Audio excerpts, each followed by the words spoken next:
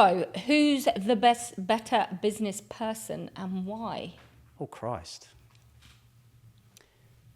Who do you think I said? I think you probably said me. You did, You didn't think? No, I didn't. Oh, okay. Why are you the best business person? Because you are... Ooh, something where are we that- going with this? Something you're learning is to look back at the figures and stuff, and not looking at the actual figures of business. Sorry, to look... You do the work. I can't speak. Right, we'll have to edit that. Yeah, edit. So let's start that question again, right? Yeah. What's the question? Oh, I'm getting hot. Who's the better business person and why? Right, so I think you said me, but you obviously didn't. Yeah. So, and I think me, so who goes first and why? I will. Okay. I think slightly more strategic in terms of planning and organising and figures. Mm-hmm. But in fairness to you, I spend more time in the office than you do. So I have that ability to be able to do so. You know, we never did ever define our roles. They have just naturally migrated into who does what. And I will send you every month a ballpark figure and you run with it. And that's not, in terms of strategically planning, you probably... No, in terms of, I suppose, when you look at it now, is you do all the month end, all of the invoicing, know all of the figures, do all the liaison with the bookkeepers and accountants. So in terms of that, all that back office support is actually all being done by you. But from a future-proofing plan... Sorry. I think I'm changing my answer then. That is a compliment. Thank you very much. But that's the first. There's a driving... This is being recorded. That was a compliment. Yeah, everyone's maybe. Heard that now. Yeah, backhanded one. Maybe, yeah. But no, in the opposite respect, you are the business driver from another contents, if you know. Yeah, I think it's back to good teamwork again, and why we make a good team, bouncing off one another. Perhaps like we always discuss ideas. There's not usually something that gets done. If you don't feel comfortable with a certain decision, you'll always come to me. Whereas I don't always come to you, and I kind of will shoot from the hip a little bit and go and do something. You go, what did you do that for? Why didn't we talk about this first? And that kind of thing. So, so I suppose strategically, in terms of more thinking about bigger picture, that does probably come for you. Whereas I'll have more ideas of, I'll be thinking about the next thing when actually we need to. Okay. So, So you've probably just answered this one. Who gets the final business decision?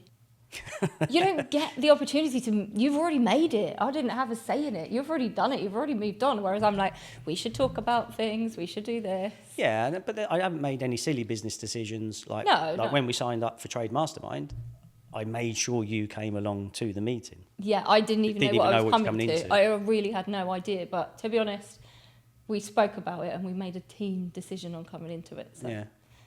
Okay. So yeah, well, I think the jury's out on that one. Well, a little bit, but me. I didn't. What gives you the ick about me? Nothing.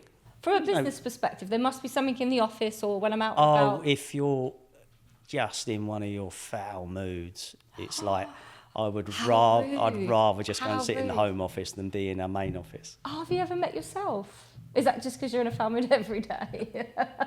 Right, I'm in a foul mood today. No, you're all smiling. Oh, there you go then. That's because we're doing the fun parts of the job. Yeah, exactly. I think that's probably, I don't know, your answer with me is probably the same if I'm on a low or something.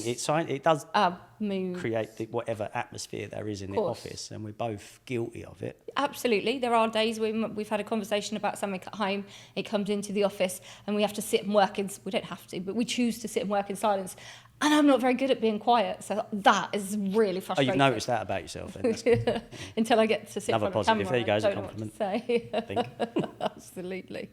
Okay, another one. So, I don't like this question. Wait, who come up with it? Well, it's kind of an amalgamation of people helping with the questions, but who do your staff prefer more? That's harsh, isn't it? Oh, it's definitely me. To be fair, I am a bit of the wicked witch, aren't I? And I'm the bossy one.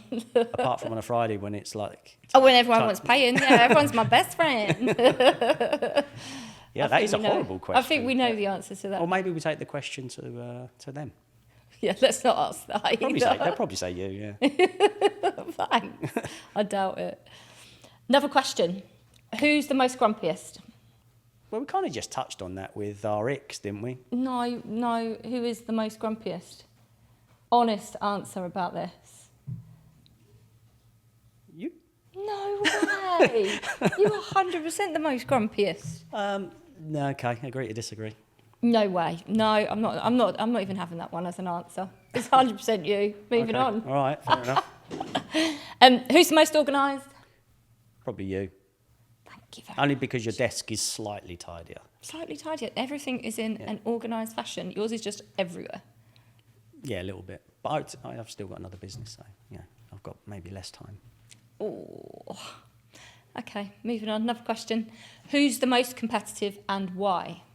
I think that's 50-50. I think we're both really, really kind of competitive, and yeah, I would put that as a 50-50 split. Yeah. Because if ever you and have a bit of banter, do you remember on holiday where you can set a target on your Apple Watch to compete against you for the amount of steps and the amount of I win every time. You win every time. Yeah. Yeah. So in the end, I can't be asked. Yeah. I'll just go to the bar and have a drink. Let's stay there. True. True story. Anyway, so the pressure is off. That is the last of the questions. Are you feeling all like hot? Yeah, my hands are sweaty. Blooming, I'm going to run out of water. Were they as bad as you were expecting? Yeah, it's all right. I think it made for some interesting chat later. Okay, so the argument tonight is who's the most competitive? Right, what moving on to? I think we need to talk a little bit more about what we actually do, what our future plans are, our future goals, what is our line of work. Okay. Well, let's go back to that email where someone said you don't fix anything because the business name's Homefix. So we're trying to build a brand, aren't we? So, but Homefix is and always has been about the installation of fascia, soffits, guttering and cladding. That's all we do. We try not... Installation, the replacement of, not repairs. Not repairs, Not no, repairs. the full replacement, whole home solutions, so that then your guarantee stands up. You're responsible for the work that you've done, not a minor repair. It just doesn't work. We tried it at the beginning and it doesn't. But Homefix is centred around that, or we advertise fascia, soffits, guttering and cladding. Yeah. So for people that don't know what fascia and soffits are made up of the roof line around your house with a guttering attached to it that protects the rainwater and then disperses those into downpipes. The cladding... And that in itself, we do get a lot of questions about, don't we? We very regularly on the phone, I get customers say... I don't know what it is. Yeah. Soffits, you know, those bits around the top of your house, those bits, I don't know what they're called.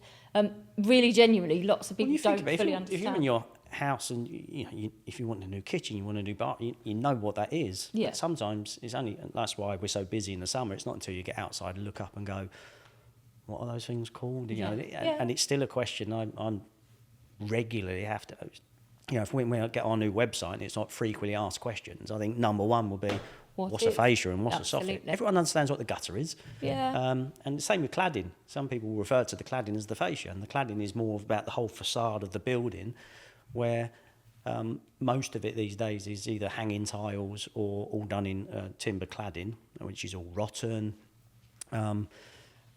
And that, if you like, is a big part of our business. I think the last 6 jobs we've done have all been cladding, because it's such a aesthetically part of your home that sometimes if it needs updating, you've got no choice, it's falling off. And I have to say, I find them the best before and afters, because you can really see the difference. Oh, it's a transformation. It does transform people's home. And what a lot of people are not aware of is when you take that cladding off, you have a chance to insulate that. Because if the house is 40, 50, 60 years old, or even not insulated at all, so that means the house is just, every time you put the heating on, and energy bills are massive at the moment, so you put your heating on, a lot of that's just seeping out of those walls, because more typical construction building, a breeze block, like years ago, we're having all this cavity wall insulation pumped into it, making them more efficient. If you've got a wood cladded house, then you're just leaking money on a daily basis. It's quite scary, really. Isn't it? So the service offering that we do although cladding itself offers a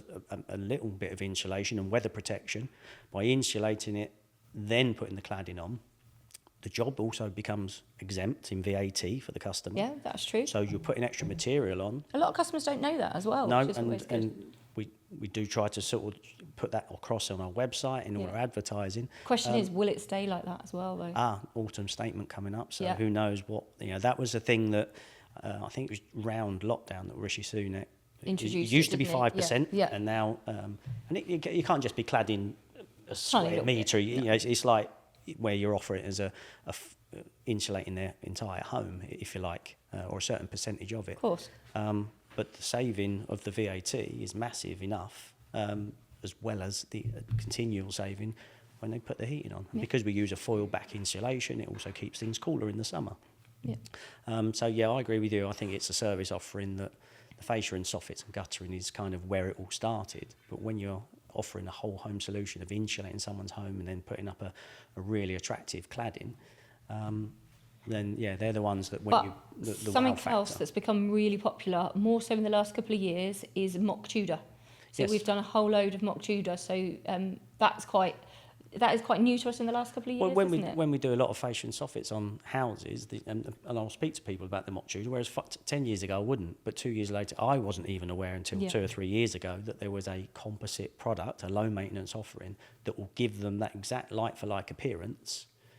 Because sometimes people take off the mock Tudor and just put a normal standard horizontal cladding on it. Yeah. And it might be the only one on that cul-de-sac or that street. And what people like keeping up the Jones, everyone's like, I don't like what they've done over there. Yeah, that is true. So going over and offering a low maintenance solution for that, because most of it is that you have the wood panels on top of a rendered, a lot of it is rotten. Really and again, rotten, isn't it? Yeah. not insulated behind it. So as long as the area is big enough, there's a But percent. it's also about keeping it in keeping with lots of streets have which that a lot mock of people Tudor. want. And a lot of people are trying to keep that. It's an older style look, but in a more modern product, Yes, isn't it? because we live in Milton Keynes, which has got lots of modern estates, but there is so much mock Tudor property on them. Absolutely. And the more recent jobs that we've done, again, is the look of it at the end is outstanding. Yeah, totally agree with you. Okay,